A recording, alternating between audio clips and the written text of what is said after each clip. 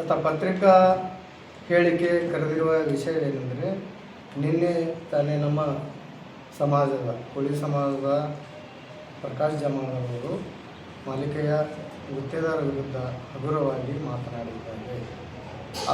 ಏನಂದರೆ, ಮಾಲಿಕೆಯ ಗುತ್ತೇದಾರರ ಅಧಿಕಾರ ಅವಧಿಯಲ್ಲಿ ಕೋಳಿ ಸಮಾಜ ಜನಾಂಗಕ್ಕೆ ಯಾವ ಅಧಿಕಾರ ಕೊಟ್ಟಿದ್ದಾರೆ, ಹಿಂದುಳಿದ ವರ್ಗದವರಿಗೆ ಯಾವ ಅಧಿಕಾರ ಕೊಟ್ಟಿದ್ದಾರೆ, ಅಲ್ಲಿಂದ ಗುತ್ತಿಗೆದಾರರನ್ನಾಗಿ ಯಾರಿಗೆ ಬೆಳೆಸಿದ್ದಾರೆ ಅಂತ ಅವರು ನಮಗೆ ಪ್ರಶ್ನೆ ಹಾಕಿದ್ದಾರೆ.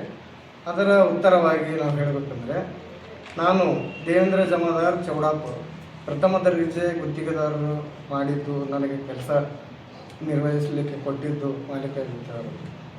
ಎರಡನೇದು ಶಿವು ಘಾಣೂರು ಅಂತೇಳಿ ಕಲ್ಲೂರು ದೇಸಾಯಿ ಕಲ್ಲೂರು, ಅವ್ರಿಗೆ ಗೊತ್ತಿರಬೇಕು, ಅವರಿಲ್ಲ, ಅವರಿಗೆ ಪ್ರಥಮ ದರ್ಜೆ ಗುತ್ತಿಗೆದಾರ ಮಾಡಿದ್ದು ಮಾಲಿಕೆಯ ಗುತ್ತೇದಾರರು. ಇನ್ನೊಬ್ಬರು ನಮ್ಮ ಸಮಾಜದವರೇ ಆದಂಥ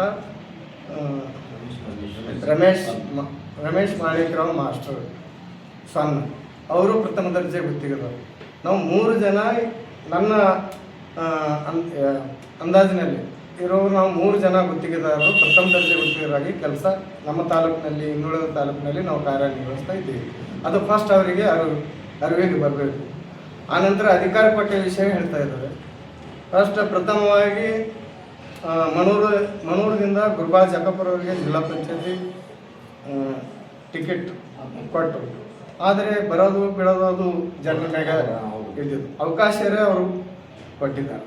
ಅಲ್ಲಿಂದ ಎರಡನೇದಾಗಿ ನಮ್ಮ ಮಾಂತೇಶ್ ಪಾಟೀಲ್ ಅವರಿಗೆ ಕರ್ಜಗಿಯಿಂದ ಕಾಂಗ್ರೆಸ್ ಪಕ್ಷ ಇದ್ದಾಗ ಅವರಿಗೆ ಜಿಲ್ಲಾ ಪಂಚಾಯತಿ ಟಿಕೆಟ್ ಕೊಟ್ಟಿದ್ದರು. ಕೆಲವು ಕಾರಣಾಂತರದಿಂದ ಬಿದ್ದಿರ್ಬೋದು.